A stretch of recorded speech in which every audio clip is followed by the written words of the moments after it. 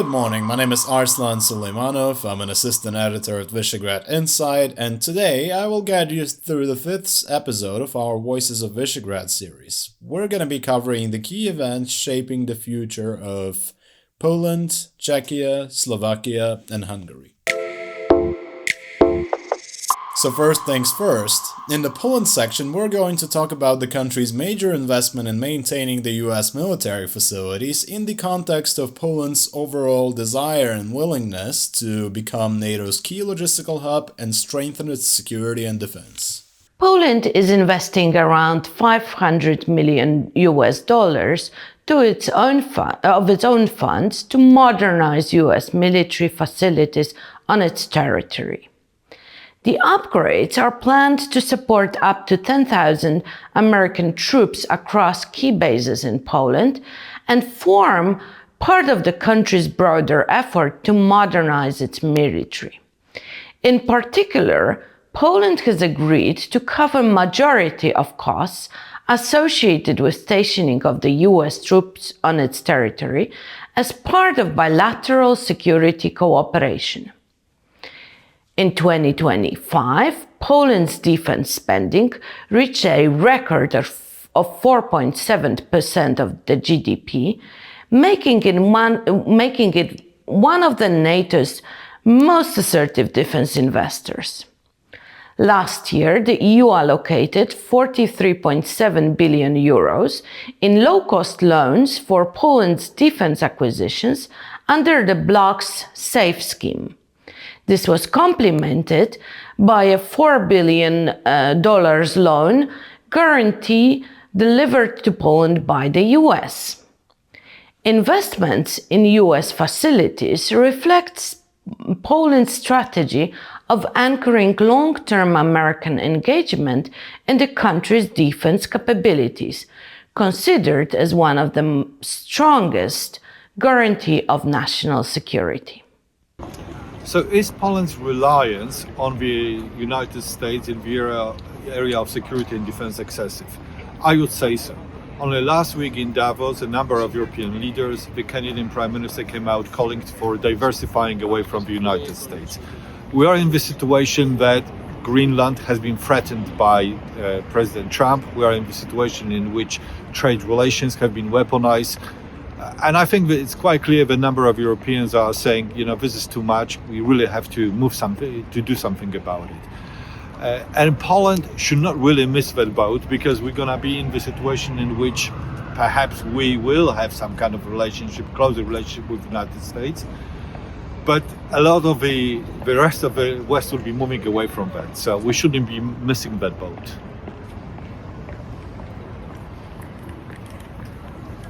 Hi, are you enjoying this episode? So why not join us with a Visegrad Inside subscription? It unlocks all our online content and gets you into our live and online events.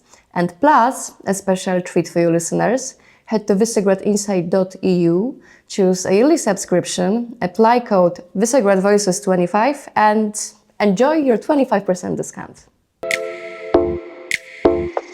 And now it's time to talk about Czechia. So we're going to discuss Czechia's failure to pass a full budget, its rising deficit under the new government led by Babiš, and also the challenge of balancing campaign spending promises with fiscal pressures. Just as it did after the 2021 parliamentary elections, Czechia has failed to agree on its next year's budget and entered the year under a provisional one.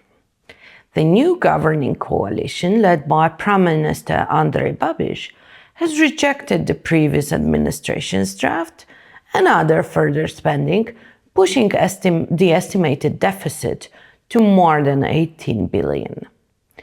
With the 2025 budget already approaching a 12 billion deficit, next year's gap is likely to be widened further under Babiš's numerous campaign promises, which will be costly to implement.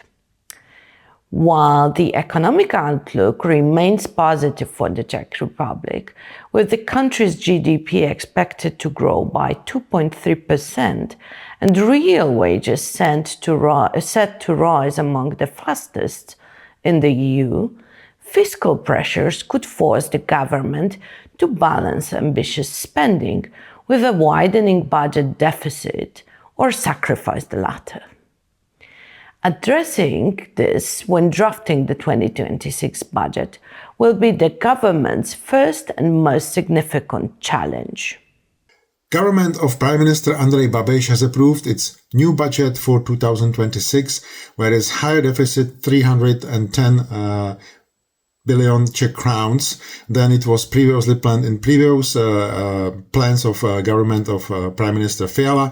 There are three main differences: lower defense spending, higher transportation funding, and a lot of energy subsidies and other social spending, which was not planned and which Babiš and his coalition are fulfilling their electoral promises of the higher social spending. The lower defense spending, only 2%, will go into the conflict with the allies, and there is also criticism on the domestic front that the National Budgetary Council, which is advisory body for the government, is warning that this deficit can be in a conflict with a law which is adopted and which is supposed to guard the deficit limit for the future. And if this is not enough yet, we're also going to discuss the resumption of Czech-Slovak government consultations and efforts by both Babiš and Fico to strengthen bilateral ties and revive the so-called Visegrad Four. After 2 years, Czechia and Slovakia will resume joint government consultations. Czech Prime Minister Andrej Babiš has paid his first official foreign visit to Slovakia, where he met his Slovak counterpart Robert Fico. During the visit, both leaders emphasized strengthening the Visegrad Four, with Slovakia assuming the V4 presidency in July and aiming to reinvigorate the bloc's influence in Brussels. The first resumed cabinet meeting is scheduled for March 31st in the Czech Republic. More importantly, the Czech-Slovak defense cooperation is strengthening as Slovakia positions itself as major European hub for military production. The Czechoslovak Group, a Czech industrial technological holding encompassing over 100 enterprises, and Slovakia's Ministry of Defense, now plan to build a new 155mm artillery ammunition line and expand Tatra military vehicle production.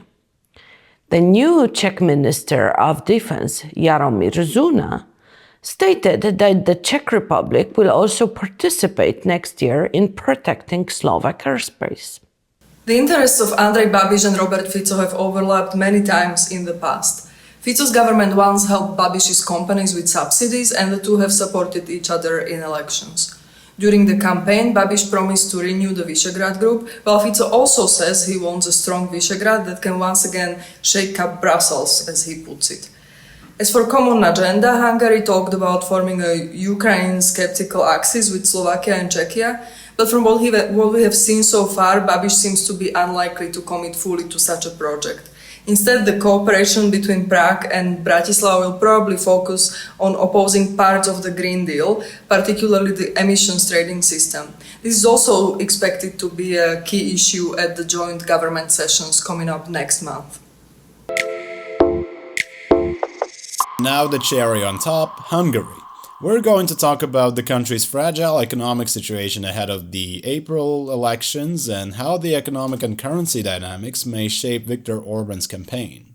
Hungary has finally announced the date of its 2026 parliamentary elections, set for April 12. The country is approaching the vote with an economy on a knife edge.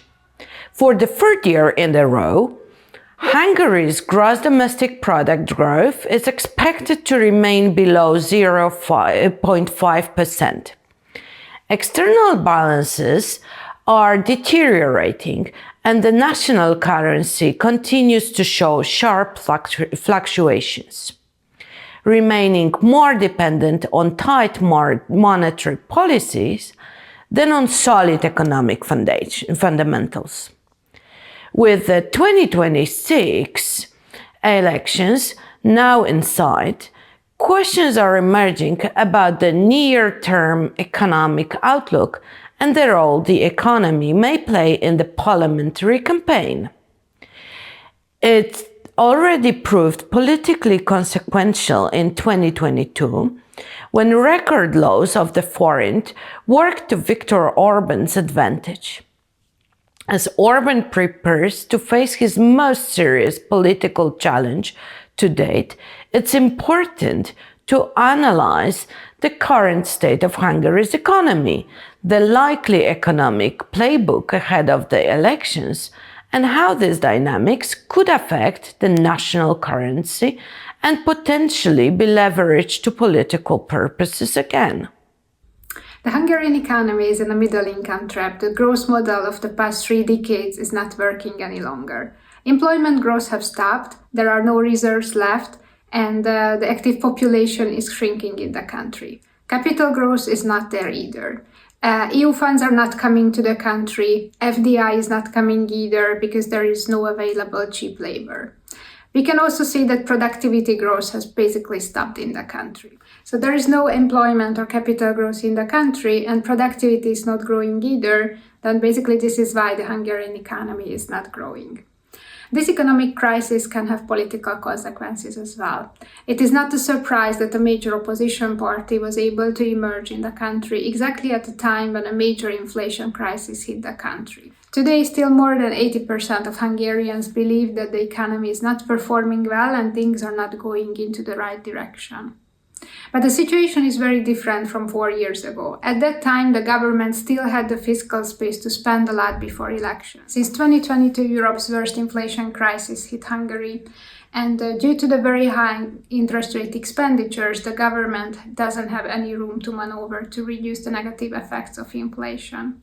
And there is not much time left until April elections. Any fiscal measure should come very, very soon, otherwise it won't have any meaningful impact on the voter sentiment.